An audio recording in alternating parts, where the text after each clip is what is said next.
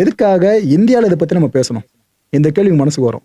Bro, தண்ணி சார்ந்ததை சொன்னேன், அது ஓகே, புரிஞ்சுக்கிற மாதிரி இருக்கு.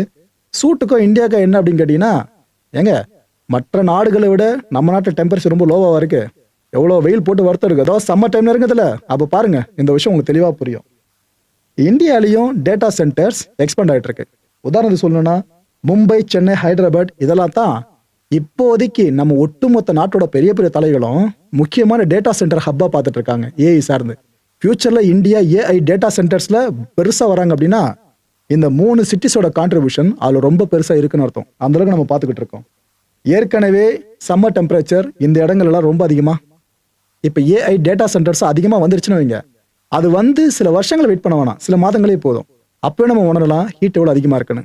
அப்போ எதுக்கு இவ்வளோ ஹீட் வருதுன்னு கேட்டிங்கன்னா, உலக வெப்பமே முதல்ல போல இருக்கு.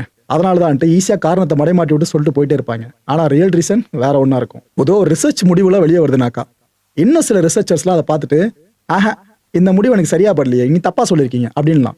இப்போ அதே போல சில பேர் அப்ஜெக்ட் பண்ணியிருக்காங்க. ஆனால் எதுக்கு திரும்ப அப்ஜெக்ட் பண்ணியிருக்காங்க இந்த ரிசர்ச் முடிவை? ஏங்க அவங்க சொல்றது ஒரு 2 டிகிரி செல்சியஸ் மேலே வரும்ன்றாங்க, இல்லைனா 3.6 3.9ன்ற மாதிரி டிகிரி செல்சியஸ் மேலே போகுதுன்றாங்க. எங்களுக்கு அதுதான் டவுட் இருக்கு.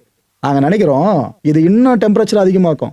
இது எங்களுக்கு தெரிஞ்சு இந்த 5 டிகிரி செல்சியஸ் 6 டிகிரி செல்சியஸ் இதெல்லாம் தாண்டி கூட போகுன்றாங்க. அதாவது டபுளா மாற்றி அது இன்னும் ட்ரிபிளா மாத்துறாங்க. ஸோ இன்னும் பேர் ரிவ்யூ நம்மளுக்கு தேவைப்படுது. இந்த எவிடன்ஸ்லாம் ஃபுல்லாக கலெக்ட் பண்ணி நம்ம பண்ணணும்.